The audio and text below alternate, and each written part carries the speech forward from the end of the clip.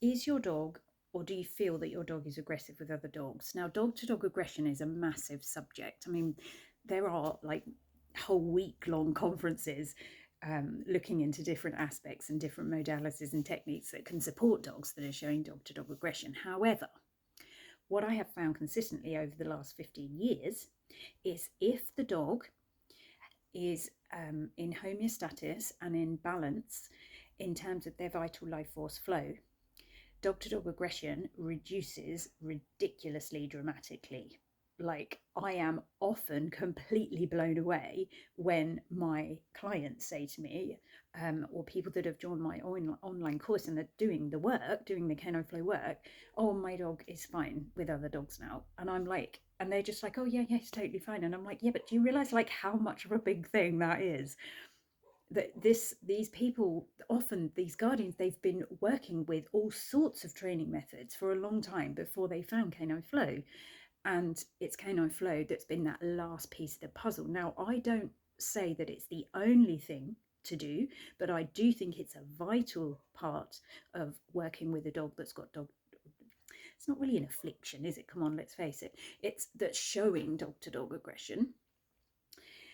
It's a vital part of working with them, because to understand their vital life force flow and that charge of emotion that is building up in them that leads to something that appears to be or is canine aggression is a huge part of the dog themselves.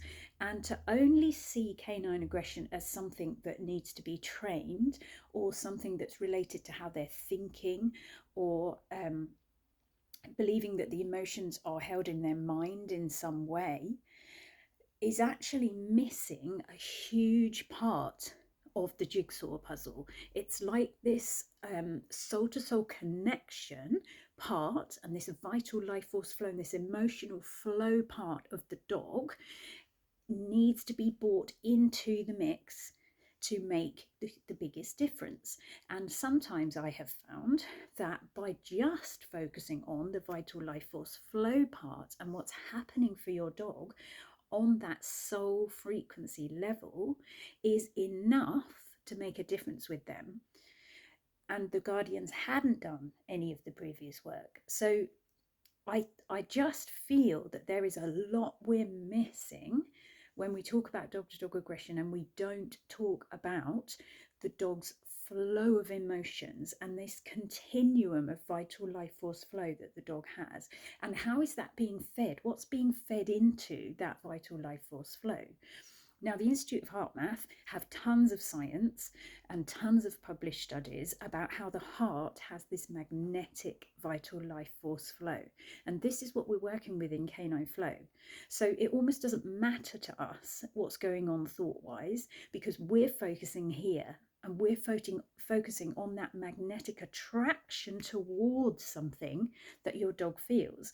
If you can learn to see that magnetic attraction, see that charge, see that build up of emotion in your dog, you can work with them outside of the behavior of them being with another dog.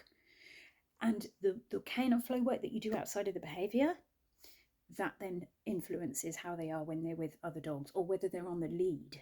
Now, one of the reasons why dogs, or we feel in Canine Flow, one of the reasons why dogs are what you call worse on the lead is because if they've got any kind of charge at all, which dogs very often have, especially if we're going to be considering that they may be either dog to dog aggressive or showing behaviors that we think are going to be aggressive, these are related to a frustration in not being able to ground emotions.